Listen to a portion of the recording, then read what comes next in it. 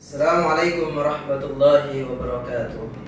Alhamdulillah alladzi arsala rasulahu bil huda wa dinil haqq liyuzhirahu 'ala ad-din kullih wa kafaa billahi shahida. Asyhadu an la ilaha illallah wahdahu la syarika lah wa asyhadu anna Muhammadan abduhu wa rasuluh. Allahumma fassalli wa sallim ala Muhammadin wa ala alihi wa sahbihi wa mawalah amma ba'd. Qala Allah Ta'ala fi Al-Qur'anil Karim, a'udzu billahi minasyaitonir rajim. Bismillahirrahmanirrahim. Ya ayyuhalladzina amanu taqullaha haqqa tuqatih wa la tamutunna illa wa antum muslimun. Surah Al-Imran, yang mana Allah Subhanahu wa Ta'ala menjelaskan, hai orang-orang yang beriman, bertakwalah kepada Allah dengan sebenar-benar takwa. Jangan engkau sekali-kali mati kecuali dalam keadaan berislam. Pemirsa yang dimuliakan oleh Allah Subhanahu wa Ta'ala, pada kesempatan kali ini kita akan membahas tentang sebuah sabda Nabi kita Muhammad SAW yang berbunyi, wala ta'jiz wasta'iz billah wa in asabaka syai'un law anni fa'altu kana kadza wa kadza walakin qaddarallah wa ma syaa fa'alu fa in law tattahu amal syaitan.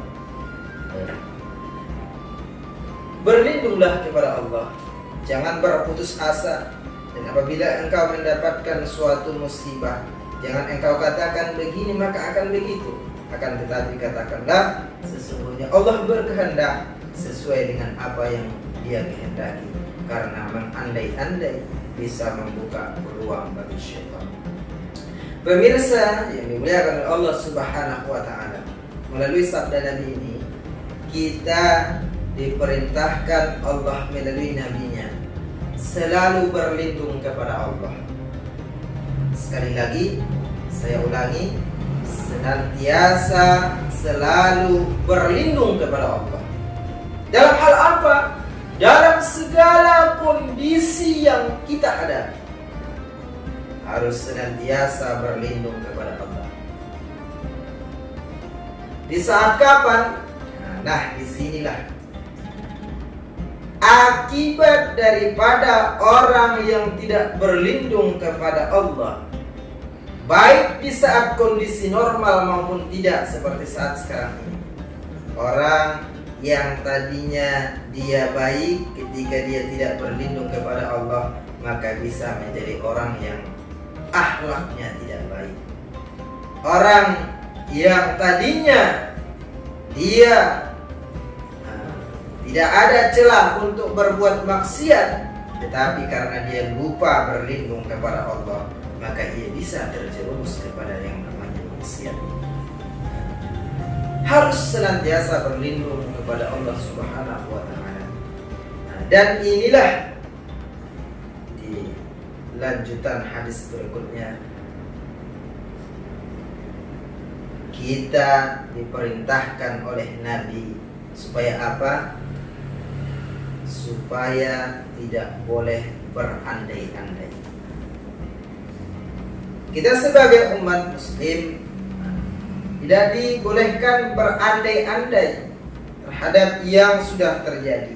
Apalagi dengan andai-andai yang dilakukan itu nanti bisa membuat kita menjadi frustasi, menjadi lemah semangat hidupnya, semangat juangnya menjadi pudar. Kenapa?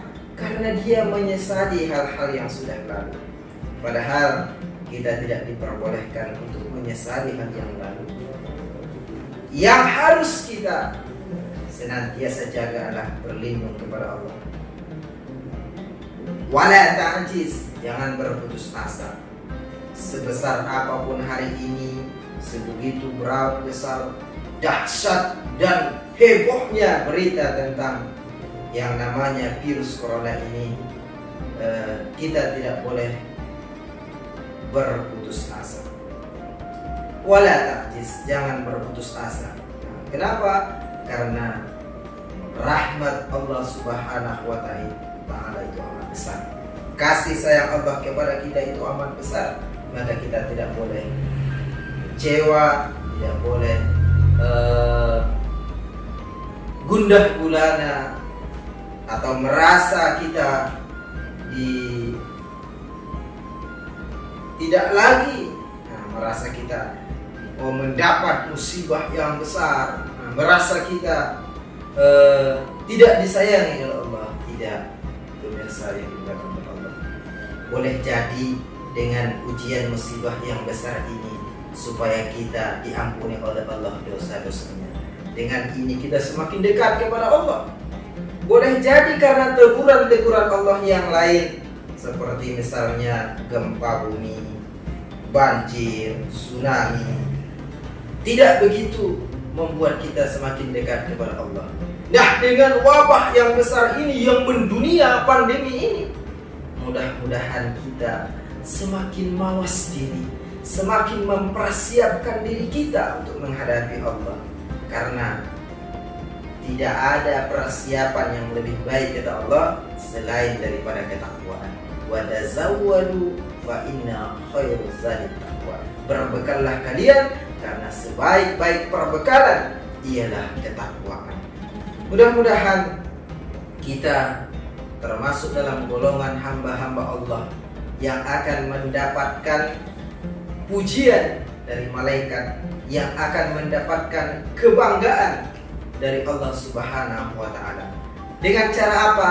Tentu kita senantiasa berlindung kepada Allah, bergantung diri hanya kepada Allah. Inilah yang akan bisa menyelamatkan kita. Ini yang akan bisa membuat kita lolos dari berbagai ujian kehidupan. Karena sejatinya hidup adalah ujian. Orang yang hidup harus tahan akan ujian. Kalau tidak tahan akan ujian, itu tentu bukan namanya kehidupan. Orang yang ada masalah, tentu pasti namanya itu dunia. Kalau tidak ada masalah, tentu itu sudah di surga. Maka oleh karena itu, kita harus senantiasa banyak muhasabah diri, banyak introspeksi diri. Kita isi kesempatan yang Allah berikan ini. Walaupun keterbatasan ruang gerak kita hari ini, kita isi dengan amal-amal soleh. Kita perbanyak taubat kepada Allah.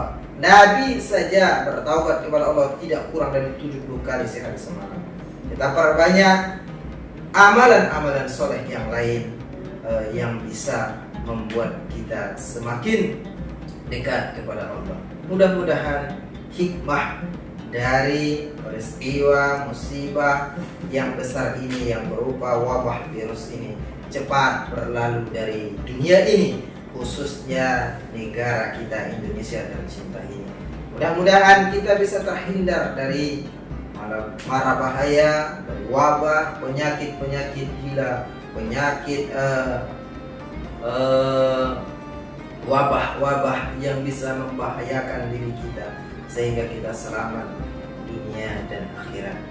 Karena tujuan kita hidup ini adalah untuk mendapatkan keselamatan dunia dan akhirat. Tentu dengan cara apa? Mempersiapkan bekal kita hari ini. Apa bekal yang akan kita bawa?